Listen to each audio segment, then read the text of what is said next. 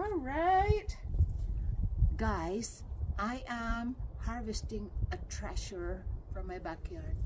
I'm just harvesting from my backyard right now, not even at the front of our yard. And look at this.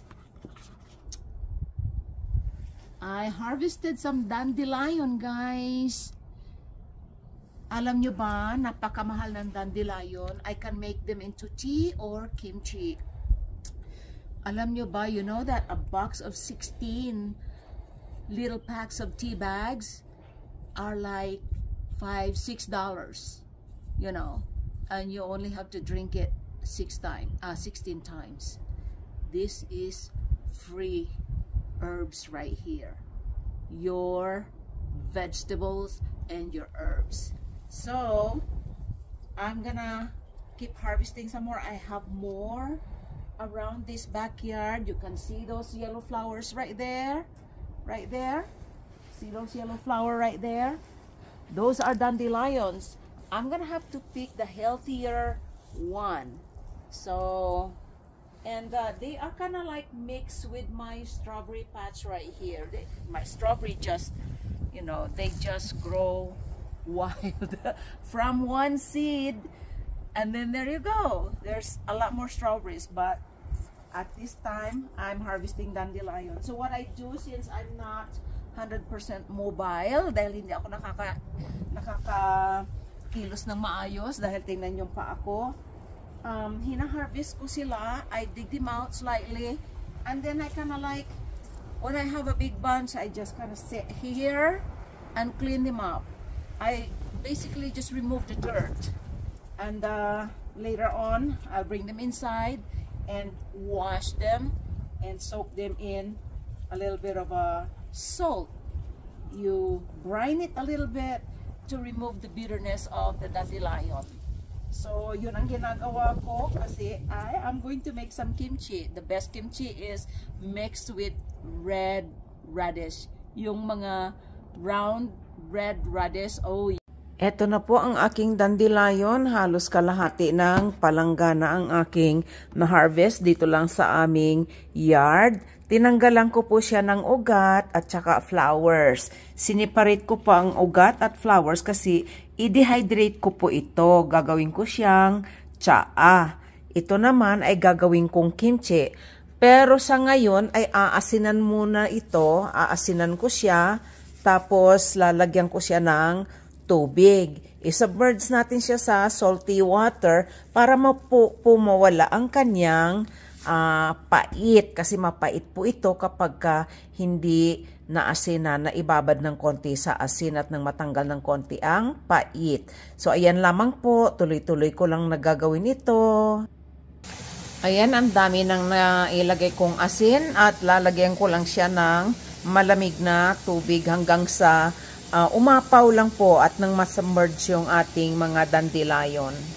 Ayan, ang bilis ng pagka-wilting niya kasi makikita ninyo yung mga katas niya na na mapait ay natatanggal na, nag-iiba ang kulay. Ayan. Ayan, marami na siyang tubig. So paminsan-minsan ay i-flip natin ito, no? Babaliktarin natin siya para yung nasa itaas mapunta sa ilalim. Ayan. Para mawala po yung ibang mga pait nito. Kung nakikita ninyo, yung mga malalaking puno ay talagang hiniwa ko para madali po siyang mag-soak at matanggal ang pait. Maraming salamat sa panonood. Ito naman ay hihintayin ko lang na matapos ang pagdi-dehydrate. May 2 pa akong oras na natira doon sa dehydrator ko. Pagkatapos noon ay isusunod ko itong mga flowers and roots. Gagawin ko po siyang... Alright, ito na po ang ating gawgaw o yung ating rice porridge. Malamig na po ito. So, ilalagyan ko na ang kanyang chili flakes, red chili flakes. Yan, halo-haluin. Titingnan ko lang ito, tatansyahin ko lang kung tama na ang kanyang anghang. And then, dagdagan pa natin kung kailangan pa natin. Kulang pa ito. So, dadagdag ulit ako. Haluin lang. Ayan, kung nakikita ninyo, medyo mapula na siya.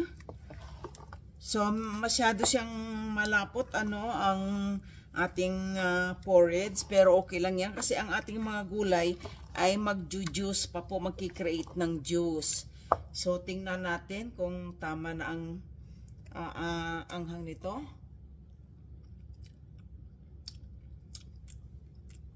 Lagyan ko pa po ng konti.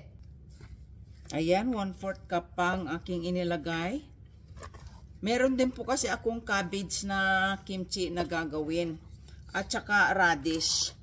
Bukod doon sa aking dandelion. Kaya marami po itong aking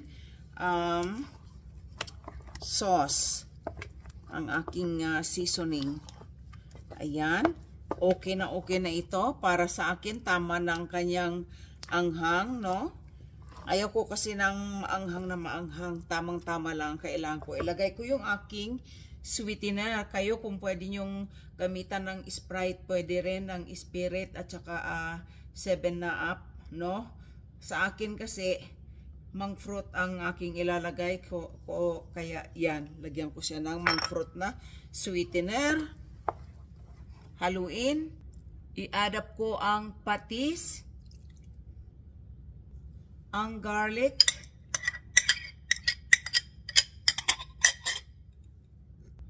at ginger. Konti lang na ginger sa ngayon. Kung kailangan ko pa ng ginger mamaya, magdadagdag na lang ako mamaya. Diyan na muna yung leftover sa tabi. At atin na itong halu-haluin. And then tikman natin kung tamang-tama na ang kanyang lasa. Ito na ang ating sauce, no? Ready na ito. Tikman ko nga siya ulit. Very perfect na po ito. So, kunin ko na ang aking mga vegetables.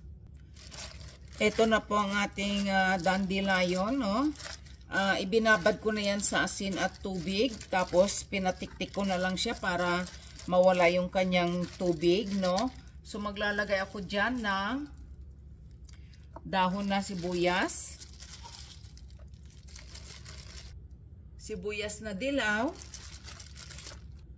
Julian style na hiniwang carrots. At Julian style na hiniwang radish or labanos. Ang finely chopped na salted shrimps, alamang kung sa atin.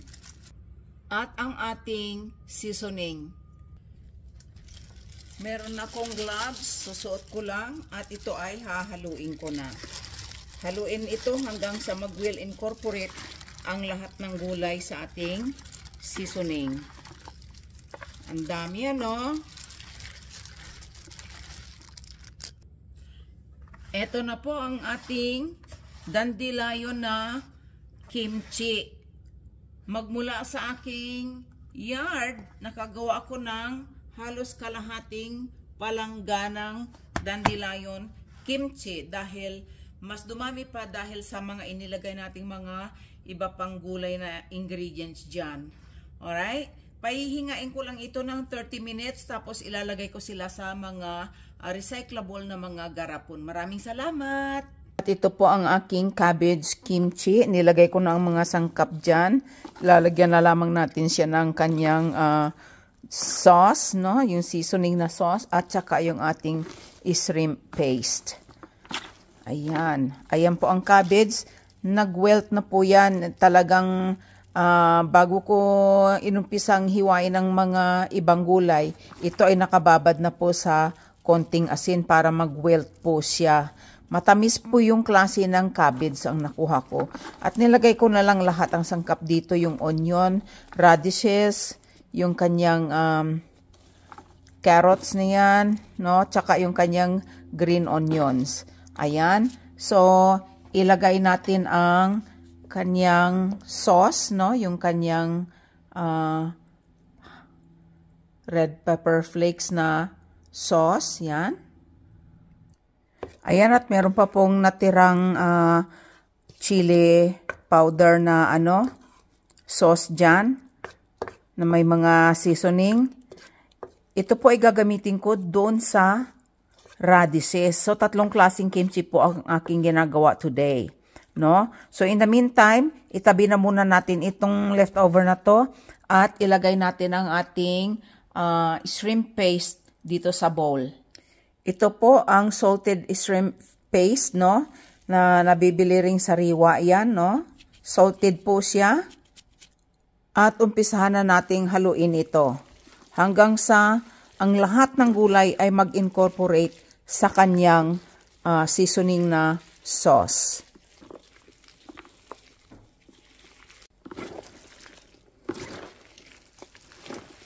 Halo-haluin lang hanggang sa ang lahat ay malagyan ng ating seasoning na sauce. Hahalukayin natin sa pinakailalim para yung mga hindi pa na coat ay magkaroon din sila ng sauce. At eto na po ang ating cabbage na kimchi. Ayan. Marami-rami din po yan kung para ako lang kakain. Napakarami po yan.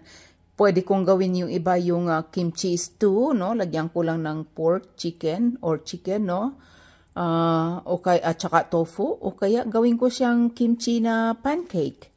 Ayan. O kaya kainin lang din na ganyan, parang salad. Ayan po ang ating cabbage na kimchi. Salamat! At ito naman po ang aking daikon or radish. Ayan. So, ito po yung natitirang sauce na para sa radish. Binuhos ko na lahat dyan at halo-haluin ko lamang ito hanggang sa mag-will incorporate. Hindi ko na nilagyan ng iba pang gulay katulad ng carrots, no? At saka onion kasi okay na ito, plain lang kasi yung ating sauce ay halos kumpleto na rin. Hindi ko na rin po nilagyan ito ng shrimp paste, yung salted na shrimp paste, hindi ko na nilagyan. Ayan lamang, antabayan na lang ang kabuuang finished. Ito na mga friends, ang aking mga nagawang kimchi. 3 klaseng kimchi po. Meron akong dandelion, meron akong radishes, and cabbage. Ito po sila. Ito po ang aking mga dandelions. Ginamitan ko ng mga, nireuse ko yung aking mga garapon ng mayonesa at dito ko sila inilagay. Kung nakikita ninyo, hindi siya punong-puno. May ganyan pa siyang espasyo kasi habang nagpe-ferment po ito ay lolobo. Magkakaroon po siya ng bubbles sa taas. Probiotic po yung bubbles na iyon. Ayan po, nakakagawa ako ng 3 medyo maliliit at 2 malalaking jar ng dandelion. Ito hindi ko mahanap yung kanyang lid.